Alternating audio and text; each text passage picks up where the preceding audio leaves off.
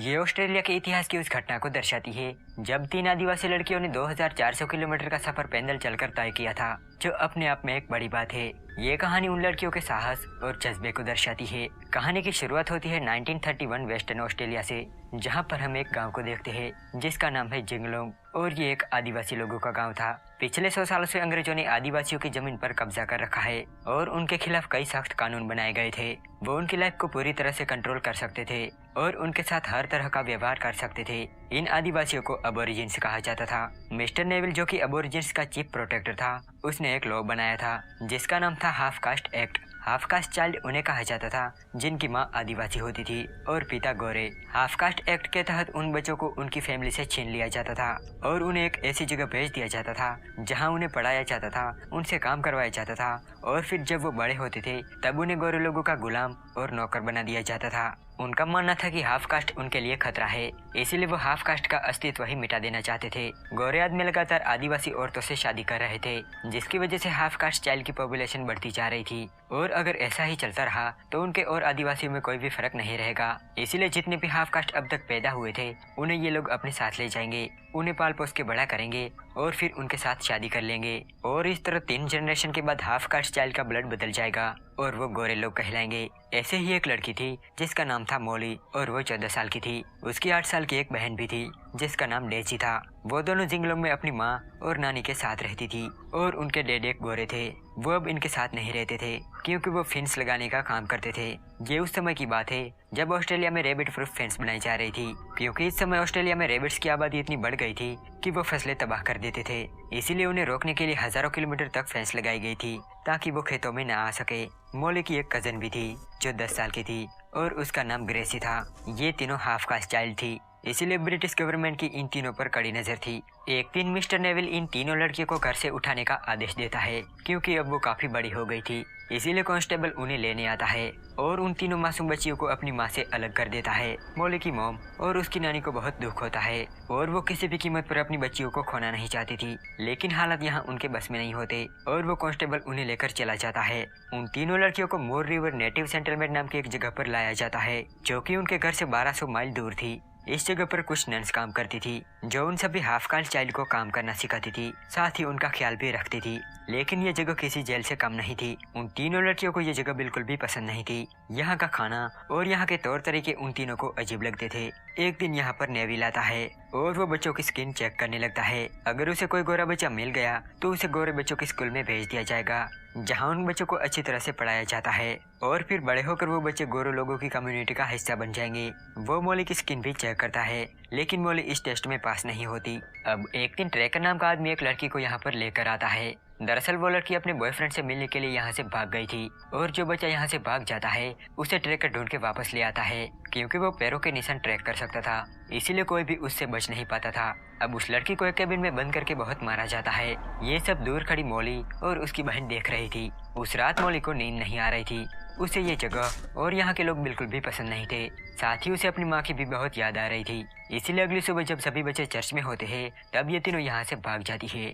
उन्हें नहीं पता था कि उनका घर कितना दूर है, साथ ही वो ये भी नहीं जानती थी कि उन्हें किस रास्ते से जाना है, लेकिन फिर भी ये तीनों लगातार भाग रही थी। वो पूरा दिन ऐसे ही बीत जाता है, लेकिन नन्स को कुछ भी पता नहीं चलता कि ये तीनों यहाँ से भाग निकली है। लेकिन जब रात होती है तब वो नोटिस करती है कि आज मोली और उसकी दोनों बहनें गायब है। तब ये बात तुरंत ट्रैकर को बताई जाती है और ट्रैकर उनके पैरों के निशान देखकर उनका पीछा करने लगता है, लेकिन तभी बारिश होने लगती है जिस वजह से पैरों के निशान मिट जाते हैं और वो आगे नहीं बढ़ पाता। उस रात ये तीनों जंगल में सो जाती है। उन्हें आज भागे हुए पूरे 2 दिन हो गए थे। दूसरी तरफ ट्रैकर उस जगह पहुंच जाता है जहां उन्होंने रात गुजारी थी। मोली और उसकी दोनों बहनें जानती थी कि ट्रैकर उनका पीछा करेगा, इसीलिए वो किसी भी कीमत पर रुकना नहीं चाहती थी। चलते चलते वो एक नदी तक पहुंचती है जहां मोली उनके बैग को किनारे पर रख देती है ताकि वो ट्रैकर को चकमा दे सके, क्योंकि वो जानती थी कि ट्रैकर उनका पीछा करेगा।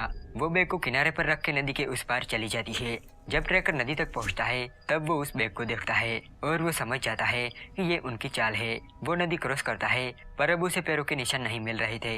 ये तीनों उसे देखकर छिप जाती है और ट्रैकर आगे निकल जाता है। अब ये तीनों वहाँ से आगे बढ़ती है, लेकिन वो बहुत भूखी थी। तभी उन्हें 2 आदमी दिखते हैं। जो कि उन्हीं की तरह आदिवासी थे और उनके पास खाना भी होता है। वो उन तीनों के कपड़े देखकर समझ जाता है कि ये तीनों कैंप से भाग कर आई है। वो मौली से पूछता है कि तुम कहाँ जा रही हो। मौली कहती है कि हम जंगलों जा रहे हैं। ये सुनकर वो मौली से कहता है कि तुम्हारा रास्ता बहुत लंबा है। मौली कहती है कि हाँ मैं जानती हूँ। अब वो आदमी मौली को एक माचिस और मांस का एक टुकड़ा देता है। साथ ही वो ये भी कहता है कि हमने ट्रैकर को नदी के किनारे पर देखा था, आप लोग उससे बचकर रहना। यहाँ अब नेविल को पता चलता है कि तीनों लड़कियां कैंप से भाग निकली है और ट्रैकर उनका पीछा कर रहा था, लेकिन एक नदी के बाद वो आगे नहीं बढ़ पा रहा क्योंकि उसे पैरों के निशान नहीं मिल रहे हैं। जब मौली की मॉम को पता चलता है कि उसकी बेटियां कैंप से भाग निकली है, तब वो बहुत खुश होती है क्योंकि वो चाहती थी कि उनकी बेटियां घर आ जाए। यहाँ हम मौली को देखते हैं जो एक घर में जाती है और मुर्गियों के अंडे चुराने लगती है, लेकिन तभी वहाँ एक औरत आ जाती है और वो मौली को अपने पास बुलाती है।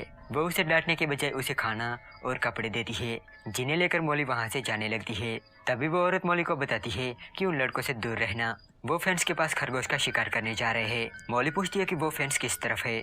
तब वो औरत बताती है कि वो ईस्ट की तरफ है। अब वो तीनों यहाँ से निकल जाती है और अब मौली किसी भी तरह उस फेंस तक पहुँचना चाहती थी क्योंकि वही फेंस उनके गांव से होकर भी गुजरती है। इसीलिए उसे लगता है कि अगर वो फेंस के सहारे चलेगी तो वो अपने घर जल्दी पहुँच जाएगी।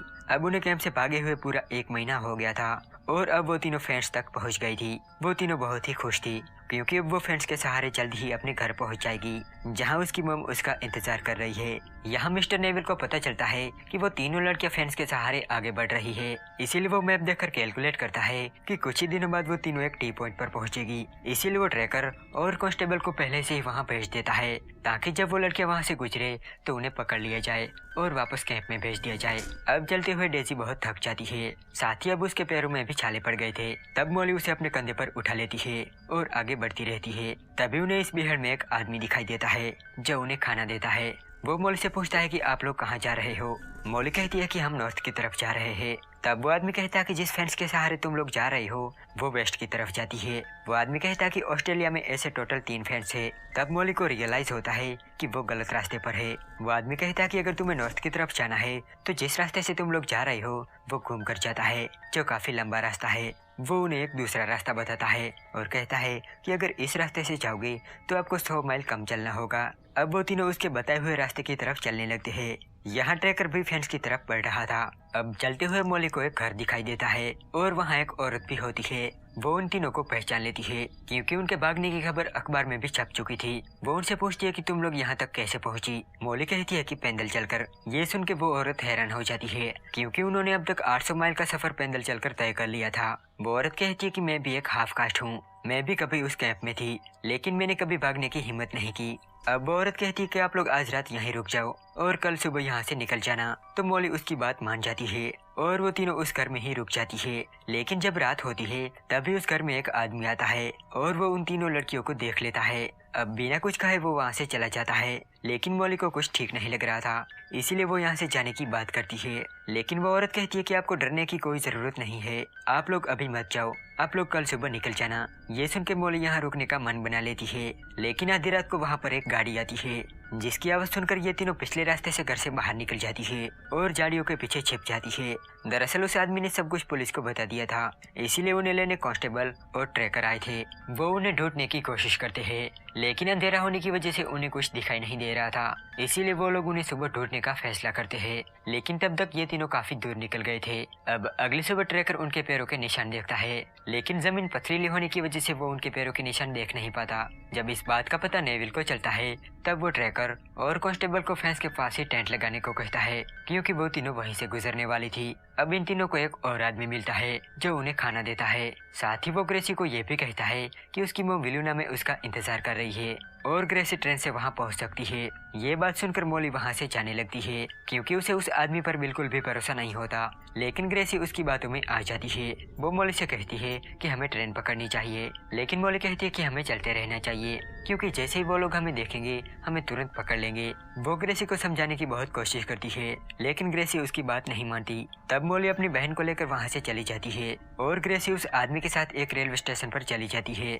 जहाँ से वो एक ट्रेन पकड़ के विलुना जाएगी जहाँ उसकी मॉम उसका इंतजार कर रही है। यहाँ अब मौली को एहसास होता है कि उसे ग्रेसी को अकेला नहीं छोड़ना चाहिए था। तब वो दोनों बहन ग्रेसी के लिए वापस आती है जहाँ ग्रेसी एक रेलवे स्टेशन पर बैठी हुई थी। मॉली उसे इशारा करके अपने पास बुलाती है, लेकिन तभी एक गाड़ी आती है जिसमें कांस्टेबल के साथ वो आदमी भी होता है जिसने कहा था कि ग्रेसी की मॉम विलुना में उसका इंतजार कर रही है। वो दोनों उसे पकड़ के ले जाती है और मॉली और डेजी उन्हें देखती ही रह जाती है। दरअसल मिस्टर नेविल ने ही ये झूठी खबर फैलाई थी कि ग्रेसी की मॉम उसका इंतजार कर रही है। उस आदमी ने चंद पैसों के लिए ग्रेसी को पकड़वा दिया, जबकि वो खुद एक आदिवासी था। यहाँ हम ट्रैकर और कांस्टेबल को देखते हैं जो 21 दिनों से टेंट लगाकर बैठे हैं, लेकिन अभी तक मॉली और उसकी बहन वहाँ नहीं पहुंची थी क्योंकि उन्होंने शॉर्टकट ले लिया था। इसीलिए अब ये लोग यहाँ से जा रहे थे। जब इस बात का पता मिस्टर नेविल को चलता है तब वो कांस्टेबल को एक लेटर लिखता है जिसमें वो लिखता है कि मॉली और डेजी रैबिट प्रूफ फेंस के सहारे आगे बढ़ रही है और वो 1 महीने में जिगलोंग पहुंच जाएगी।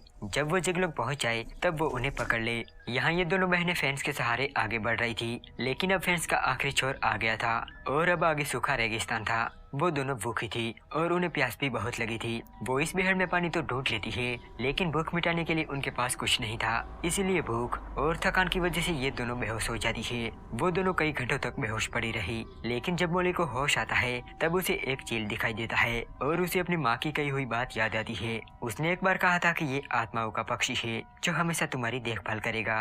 इस बात से मॉली को काफी हिम्मत मिलती है और वो डेजी को उठाकर चलने लगती है। वो रात को अपने गाँव के नजदीक पहुँच जाती है, लेकिन कांस्टेबल पहले से ही उनका इंतजार कर रहा था। वो उन्हें ढूंढता हुआ मॉली की माँ के पास आता है, पर मॉली की माँ के पास एक नुकीली लकड़ी थी जिसे देखकर वो डर जाता है और वहाँ से चला जाता है। उसके जाते ही वहाँ पर मॉली और डेजी आते हैं और वो दोनों भागकर अपनी माँ के गले लग जाती है। वो दोनों बताती है कि ग्रेसी को वो लोग पकड़ के ले गए हैं। अब मॉली की मॉम और उसकी नानी उन दोनों बेटियों को लेकर जंगलों से चली जाती है ताकि नेविल के आदमी उन्हें ढूंढ न सके। दूसरी तरफ हम नेविल को देखते हैं जो फंड की कमी के चलते इस केस को बंद कर देता है। मॉली और डेजी ने 9 हफ्ते यानी कि 63 दिनों में 2400 किलोमीटर का सफर तय किया था, जो शायद हम भी नहीं कर सकते। उनकी एज सिर्फ 14 और 8 साल थी और इतनी एज में उन्होंने ये कारनामा करके दुनिया को हैरान कर दिया था। उन्होंने इस सफर में कई मुसीबतों का सामना किया, लेकिन उन्होंने कभी हार नहीं मानी। मूवी के एंड में हमें मॉली और डेजी की असली वीडियो फुटेज भी दिखाई जाती है। वो बताती है कि उन्होंने ग्रेसी को फिर कभी नहीं देखा